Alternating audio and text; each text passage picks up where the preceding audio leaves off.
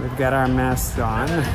Health officials now believe the Wuhan coronavirus can be transmitted from one person to another. This is ground zero.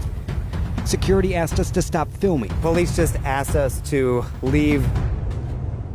We just stepped aboard a train leaving Beijing. We're headed to Wuhan. That's considered the ground zero of this coronavirus.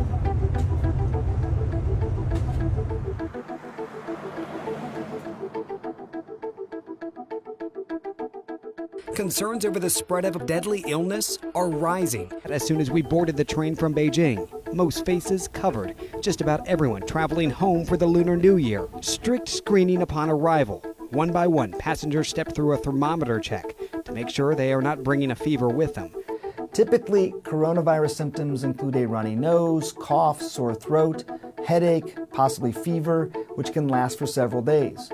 For those with a weakened immune system, there's a chance the virus could cause a much more serious respiratory tract illness like pneumonia or bronchitis.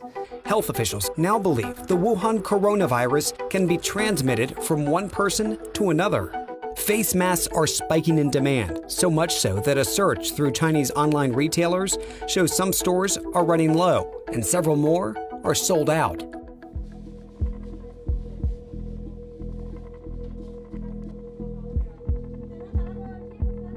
So this is where authorities believe the source of the coronavirus is. It's the wildlife and seafood market. And you can perhaps see over there, it's cordoned off. You've got police at all the corners. It is so sensitive that within minutes of us arriving and recording, security asked us to stop filming. So police just asked us to leave the market area. They said we have to get official permission, and once we get that permission, we can come back. The reality is we won't be granted that permission. So instead, we're able to drive now through it, but you can see they've closed off the entire market area. No shopping is going on, no business whatsoever. It's just empty. They shut it down on New Year's Day, trying to ease fears, suggesting they can handle the virus. But the number of cases continues to rise, both inside China in major cities like Beijing, Shanghai, and Shenzhen, and outside.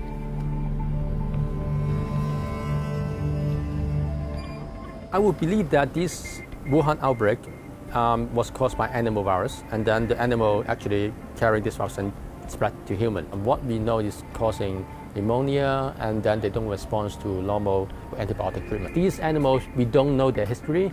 We don't know what kind of pathogens or viruses that they are having in their body.